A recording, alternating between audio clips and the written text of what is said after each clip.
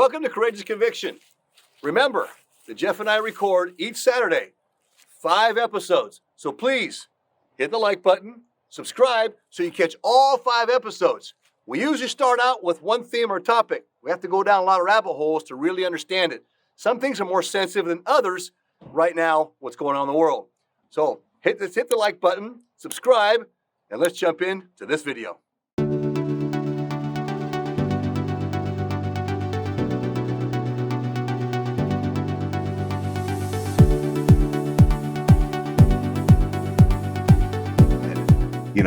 Right.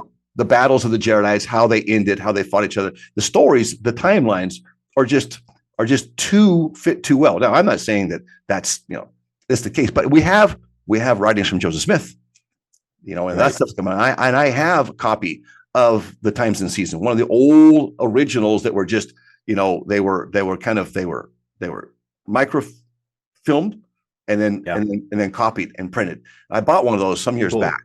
And so I have that. And so it's nice so what we'll do is we'll throw out the stories as we're going along that Joseph had written about. Now the church came out a couple years back and was saying hey, we don't need to worry so much about the lands of, right? We need to worry about the purpose of the Book of Mormon.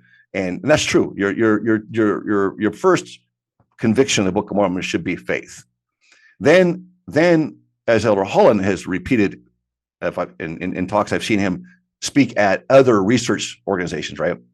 That you can concrete that by the footprints and evidences of God left here. So we'll finish that up with a Mexico City tour. They have Teotihuacan in there, Tenochtitlan, the actual museum there, and try to show. I can show also where, as I've gone back over and over again throughout these last 25 years of my research, how I've noticed the governments are covering up the history that their celebrations, their worshiping to gods are being covered up as being ancestors now. It doesn't work with the narrative that they came up with a long time ago. The Smithsonian has been wrong, and they're just covering it up. It's like, it's like the DA that made a bad conviction, and they have to hold on to it, and hold on to it regardless of the innocent, So here's this true story that needs to pop out and get out there, But when you have, something as big as the Smithsonian trying to suppress, in order to maintain their ancient, outdated narrative, that the Lamanites and the history of the American Indians isn't as extensive as they're trying to make it out to be. We lost 80-90% of the whole Native American population when Europe migrated to this continent, to both of these continents, the North and South. One thing I did want to mention too, there are the poisonous snakes, in the Book of Mormon. It makes it a little easier to think about tropical areas or subtropical areas when it comes to snakes year-round, preventing the passage of going north to south or from south to north. But it doesn't do that because snakes hibernate if you get, you look at the model going, far, far north, like the Great Lakes or something. Well, you can get down to the mound builders. You can start getting into more humid areas too, right? And so you can find some poisonous snakes there too. But what you're not going to find, and you're going to have to take basically about a 500-mile radius. I mean, that's extending it big. If all the lands of the Book of Mormon is talked about, that what we have today, right? It's about if you do all your homework and research on it, it's about it's less than that. But let's say you take a 500 square mile radius. In that, you're going to have to find gold, silver, copper. You're going to have to find this narrow stretch of land. You're going to have to find, as well. You're going to have to find.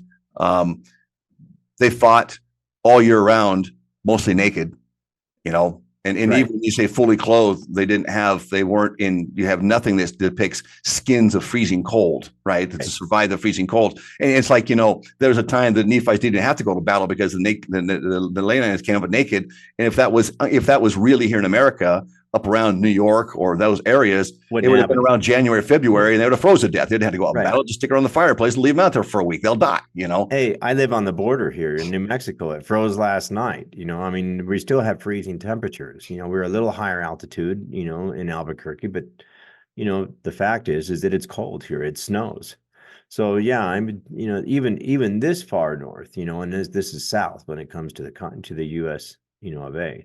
Yeah, and I think this though, Jeff, because on our tours, I'm not going to go into saying this is the for sure.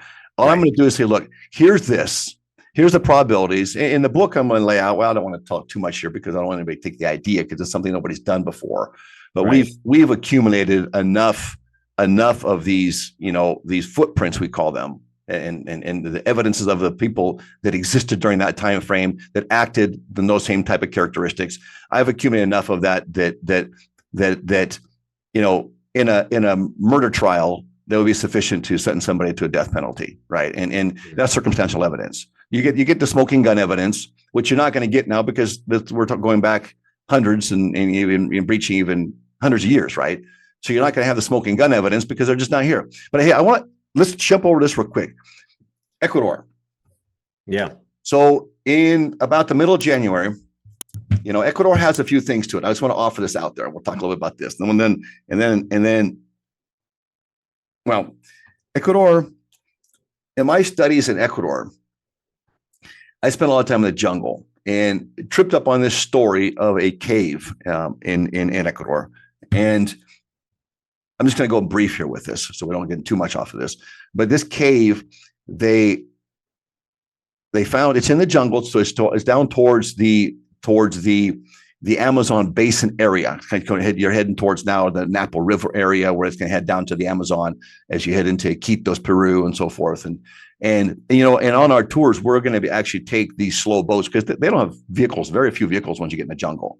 We'll take a slow boat down the Napo, which is a main Amazon tributary that meets there in Iquitos where the headwaters of the Amazons. And so the Napo River is one of the headwaters that forms the Amazon River. I've floated all this. There's a small stretch I haven't actually floated all the way out to the mouth of the Atlantic Ocean. I've just spent days on boats, and it's kind of a boring trip actually. But when you realize where you are, and I was going to destinations, I could have just jumped off and just saw little civilizations as I went down the way. But I was just want to take that trek and see it. Now, interestingly enough, and kind of a side note, it's also a main hub coming up the Amazon, up the Napo, into Ecuador, where a lot of the illegal migration we're having right now is coming from. And I know that because I came back up on boats with people that were migrating, Cubans, mostly Cubans, who I spoke with, right? Others were on the boats, but I didn't talk to them. I didn't know. The Cubans, I got their accent, and I had been there, and I had done some studies there. I was able to get in there for a bit, and so that was interesting too. I was just some cultural studies I was doing there. But so I cut the accent, so I started talking to them, and they explained to me how they come up, right? So we'll be going down. Just as a side note here, Jeff, we're going to go down.